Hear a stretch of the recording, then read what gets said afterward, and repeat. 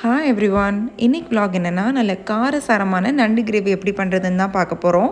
இந்த நண்டு சாப்பிட்றப்ப நெஞ்சு சளி கூட இறங்கிரும்னு சொல்லுவாங்க. ரொம்பவே டேஸ்ட்டாகவும் இருக்கும். வாங்க எப்படி பண்ணுறதுன்னு பார்க்கலாம். நான் இன்றைக்கி 1 கிலோ அளவுக்கு நண்டு எடுத்திருக்கேன். இந்த நண்டு க்ளீன் பண்ணுறது எல்லோரும் ரொம்ப கஷ்டம்னு நினச்சி நிறையா பேர் இது செய்யவே மாட்டாங்க. ஈவன் நான் கூட ஃபஸ்ட்டு அப்படி தான் நினச்சேன். பட் ஆனால் க்ளீன் பண்ணுறது ரொம்பவே ஈஸி. இந்த நண்டோட அடிப்பகுதியில் பார்த்தீங்கன்னா ஒரு மாதிரி எல்லோவிஷாக அழுக்கு மாதிரி இருக்கும். அதை நீங்கள் கையை வச்சு இப்படி ரிமூவ் பண்ணிட்டாலே போதும், ஈஸியாகவே வந்துடும். இதில் வேறு எதுவும் பெருசாக க்ளீன் பண்ணுறதுக்கு இல்லை. இங்கே பாருங்கள், இப்படி கை வச்சு லைட்டாக இப்படி நீங்கள் எடுத்து விட்டாலே அந்த அழுக்கு எல்லாமே வெளியில் வந்துடும்.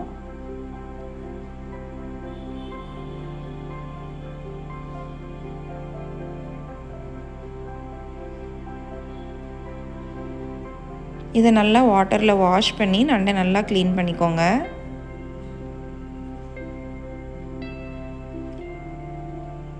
அப்புறம் சுற்றி லைட்டாக ஒரு மாதிரி இந்த அவுட்டர் லேயர் மாதிரி இருக்கும், அதோட பின் சைட்லாம் பார்த்தீங்கன்னா அதை அப்படி நீங்கள் கை வச்சு ரிமூவ் பண்ணாலே ஈஸியாகவே வந்துடும். அவ்வளோதான்.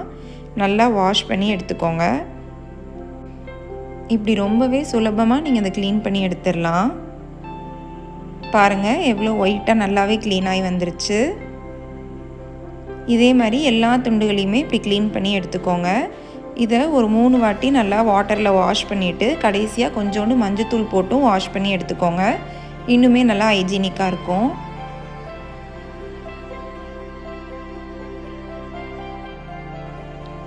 இப்படி ஒவ்வொரு துண்டாக எடுத்து அந்த மஞ்சள் தண்ணியில் நல்லா வாஷ் பண்ணி எடுத்து வச்சுக்கோங்க.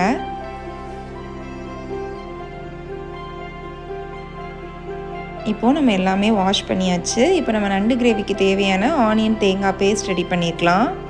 அதுக்கு ஒரு பேனில் ஒரு 3 ஸ்பூன் அளவுக்கு ஆயில் ஆட் பண்ணிக்கோங்க.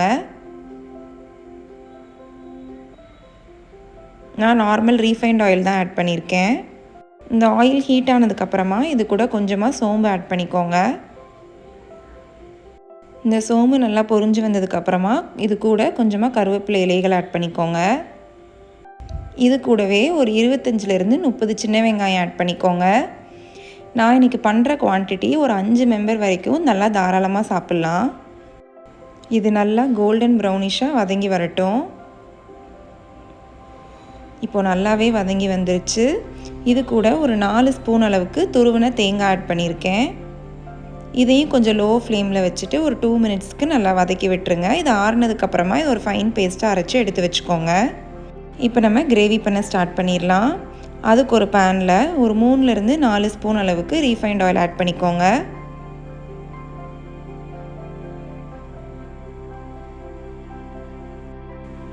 இந்த ஆயில் நல்லா ஹீட் ஆனதுக்கப்புறமா இது கூட ஒரு 25 சின்ன வெங்காயம் பொடி பொடியாக நறுக்கி ஆட் பண்ணியிருக்கேன். கூடவே காரத்துக்கு ஒரு பச்சை மிளகாவும் கீரி ஆட் பண்ணிக்கோங்க. இது ஃபுல்லாகவே சின்ன வெங்காயத்தில் பண்ணுறப்ப இந்த கிரேவி நல்லாவே டேஸ்ட்டாக இருக்கும். இந்த வெங்காயம் சீக்கிரமாக வதங்குறதுக்கு இதுக்கு கொஞ்சமாக உப்பு ஆட் பண்ணிக்கோங்க. இது நல்லா வதங்கி வரட்டும். இப்போ கொஞ்சம் கலர் மாதிரி நல்லா வதங்கி வந்துருச்சு. இந்த ஸ்டேஜில் இஞ்சி பூண்டு பேஸ்ட் ஆட் பண்ணியிருக்கேன். நான் இன்றைக்கி இடித்து தான் ஆட் பண்ணியிருக்கேன். இப்போ இடித்து ஆட் பண்ணுறப்ப நம்ம கிரேவி இன்னுமே நல்லாயிருக்கும். இது கூட ஒரு 3 மீடியம் சைஸ் தக்காளி நீலவாக்கில் கட் பண்ணி ஆட் பண்ணியிருக்கேன். இதையும் நல்லா வதக்கி விட்டுருங்க. இப்போ நம்ம தக்காளி வெங்காயம் எல்லாம் சேர்ந்து நல்லா மசிஞ்சு வந்துருச்சு. இந்த ஸ்டேஜில் நம்ம தேவையான மசாலாஸ்லாம் ஆட் பண்ணிக்கலாம். நான் இன்றைக்கி கொஞ்சமாக மஞ்சத்தூள் ஆட் பண்ணியிருக்கேன். அப்புறமா காரத்துக்கு ஒரு ஸ்பூன் அளவுக்கு சில்லி பவுடர் ஆட் பண்ணியிருக்கேன். ஒரு அரை ஸ்பூன் அளவுக்கு கரம் மசாலா ஆட் பண்ணியிருக்கேன். இப்போது கிரேவிக்கு தேவையான அளவுக்கு கொஞ்சமாக உப்பும் ஆட் பண்ணிக்கோங்க. இது நல்லா வதக்கி விட்டுருங்க. கொஞ்சம் லோ ஃப்ளேமில் வச்சு வதக்கி விடுங்க. அப்போ தான் நம்ம மசாலாஸ்லாம் கரிஞ்சிடாமல் இருக்கும். இப்போ இந்த மசாலாவோட பச்சை வாசனை போகிறதுக்காக இது கூட ஒரு 1/4 கிளாஸ் அளவுக்கு தண்ணி ஆட் பண்ணி இதை நல்லா கொதிக்க விடுங்க. இப்போ நல்லாவே கொதிச்சு மசாலாவோட பச்சை வாசனை எல்லாமே போயிருச்சு. இந்த ஸ்டேஜில் நம்ம அரைச்சி வச்சுருக்க தேங்காய் பேஸ்ட் ஆட் பண்ணிக்கலாம்.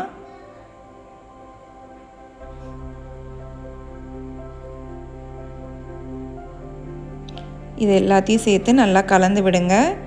இப்போ இந்த கிரேவிக்கு தேவையான அளவுக்கு தண்ணி ஆட் பண்ணிக்கோங்க. ரொம்ப கெட்டியாக இருக்கிற மாதிரி இருந்தால் இன்னும் கொஞ்சம் கூட தண்ணி ஆட் பண்ணிக்கோங்க. இப்போ கிரேவி நல்லாவே கொதிக்க ஆரம்பிச்சிருச்சு. இந்த ஸ்டேஜில் நம்ம நண்டெல்லாம் ஆட் பண்ணிக்கலாம். கொஞ்சம் அடுப்பை மீடியம் ஃப்ளேமில் வச்சுட்டு இப்படி ஒன்று ஒன்றா ஆட் பண்ணிக்கோங்க.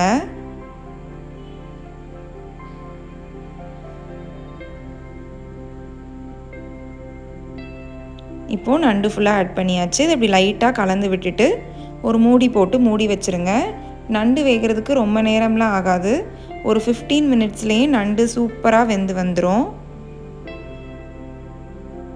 இப்போ நம்ம மூடி போட்டு மூடி வச்சிடலாம். இப்போது 15 மினிட்ஸ் ஆயிடுச்சு. பாருங்கள், நம்ம நண்டு கிரேவி சூப்பராக ரெடி ஆகிடுச்சு. நண்டு எல்லாமே பார்த்திங்களா நல்லா ஆரஞ்சு கலரில் மாறிடுச்சு. அதுதான் நம்ம நண்டு வெந்துருச்சு அப்படின்றதுக்கான அறிகுறி. இப்போது ஃபைனலாக ஒரு ஸ்பூன் அளவுக்கு பெப்பர் தூள் ஆட் பண்ணிக்கோங்க. பெப்பர் தூள் கடைசியாக ஆட் பண்ணுங்கள். ஏன்னா ஆரம்பத்தில் ஆட் பண்ணால் கசந்துரும் கிரேவி. அதனால இப்படி கடைசியில் ஆட் பண்ணி இப்படி லைட்டாக மிக்ஸ் பண்ணி விட்டுக்கோங்க.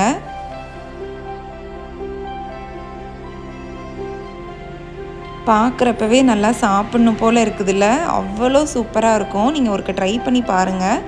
அப்புறம் அடிக்கடி உங்களுக்கே செய்யணும்னு தோணும்.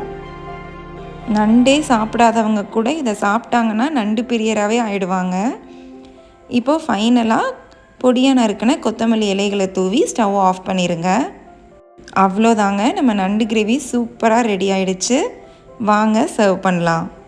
சுட சுட சாதத்தோடு இந்த நண்டு கிரேவி ஊற்றி சாப்பிட்றப்ப அவ்வளோ அட்டகாசமாக இருக்கும்.